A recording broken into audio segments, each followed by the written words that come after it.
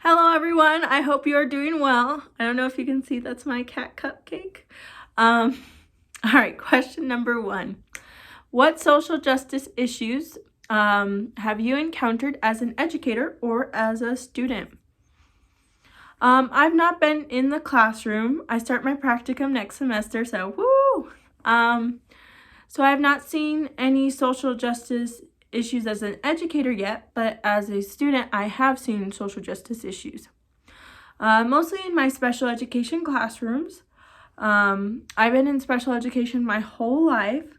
I have a processing disorder, so it just takes me a little bit longer to get things. I also have a specific learning disabilities in reading and math. Reading, it's dyslexia. Math, I can't remember the name of it. So yeah.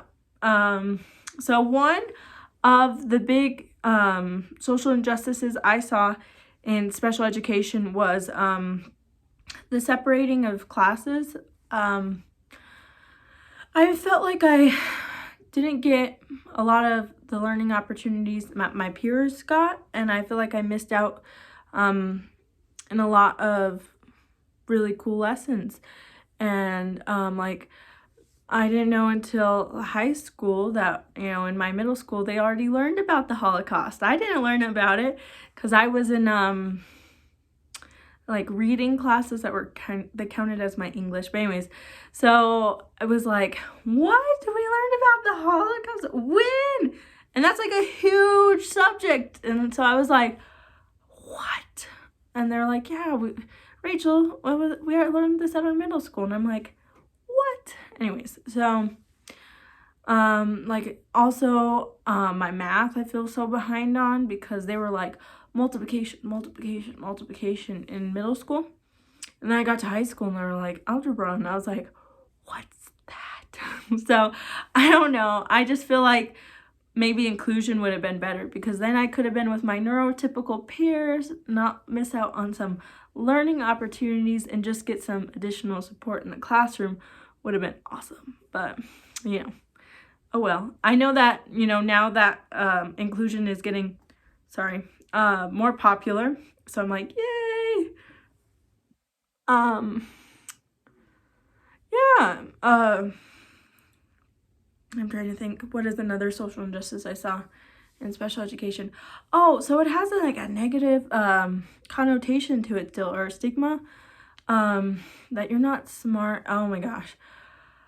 I hated when people would be like, you're so pretty, and I was like, that's just pretty much saying like you're dumb, or duh, or like, I don't know, always bugged me. Anyways, I just feel like, the special education is still not seen in a great light.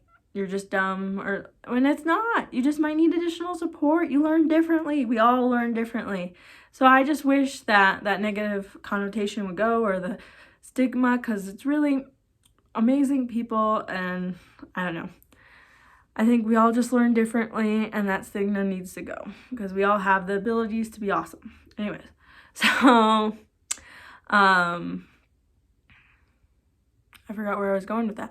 Oh, but one way we could help with that is maybe talk about like people that have had special education, and be like, these guys are famous, they were in special education just like you, because we never learned about famous people who were in special education, and there's many people who were.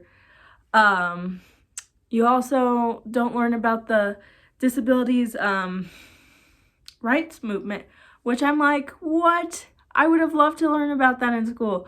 I didn't learn about that until graduate school. And I was like, I was in special education like my whole life, and we didn't learn about this movement, that they fought so hard for their rights, and anyways, so I feel like that could help maybe get the stigma, if we do more education about students with disabilities. But so those are some injustices that I've seen in special education.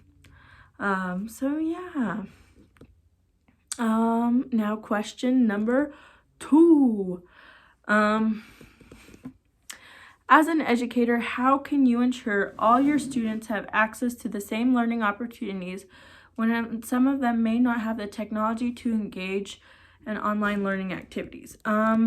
So we could send students home with some fun hands-on activities, get them excited to learn. I could print things. You know, if we have technology at the school, we could do the technology lessons, technology lessons at the schools. You know, do the lessons before they go home. That way they get some knowledge with technology. Sorry, it just sounded weird to me. But yeah, or, you know, we could find an organization that might donate some technology, or they might donate internet access. We could do a fundraiser. But I think the most important thing is just engaging our students, giving them different, you know, opportunities of learning, different styles of learning, you know, that they can choose from. Like that guy who did the balloon, he had so many things he did for that balloon lesson. Like he did an experiment, he did like a writing activity, he did all these things. So just making it engaging and fun and going above and being creative is super important. Number 3, how can educators prepare students to be ethical in their use of technology? I think it's very important that we get students prepared to be ethical with technology. Sorry, I cannot do words tonight. So anyways, I could explain to students the importance of being careful of what they post, because, you know, future employees might see what you're posting. So maybe you don't want where you're doing a keg stand, or you might not want the alcohol, or, you know, I don't know what else, drug use, flipping off the camera, you know, showing off parts of your bodies. You might not want your future employee to see that. And they might be like, I don't want to hire somebody because I don't want my company to be associated with that, which sucks. And then it's hard once you get that information out to like bring it back in. So be careful is what I would tell my students. Also be careful with how much information you share, because I'd hate for any of my students to get hurt, like somebody stealing their identity, their money, their reputation getting hurt. So it's, you know, important how much information you give, because they're scammers, which I have said in my previous video. I hate scammers, but mostly because I just think, you know, they go after the vulnerable. Oh, there's Cupcake. Where'd she go? Oh, she's here. Sorry, lost my train of thought. Oh yeah. So I'd have to, you know, teach my kids, it's, you know, be careful. There's scammers out there. I also want my students to be respectful online, because another thing that I hate just as equally as scammers is bullies. You know, we can find different ways to deal with our emotions. And then, you know, bullying one another. And we need to remember that, yes, we might not see the other person on the technology, but there's somebody else seeing what you post. So would you say that to their face? And even if you'd say it to their face, you shouldn't say it. Like, we could deal with our emotions in more appropriate ways. So that's something I would teach them.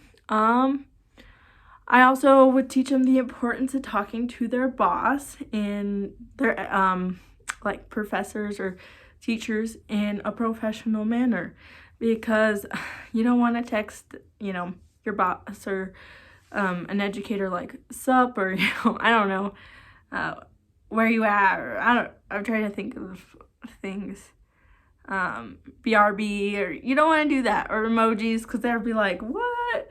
Who's this person? So there's great ways that I could teach these lessons. I could, you know, do presentations, invite guest speakers. Yeah. So I really just want my students to be responsible with technology, really think about what they post, how much information they share, just being a responsible technology user. All right. I know it was a lot of rambling and I'm kind of awkward on So sorry about that, but it was good talking with you all, and I can't wait to read your discussions or watch your videos. So, bye!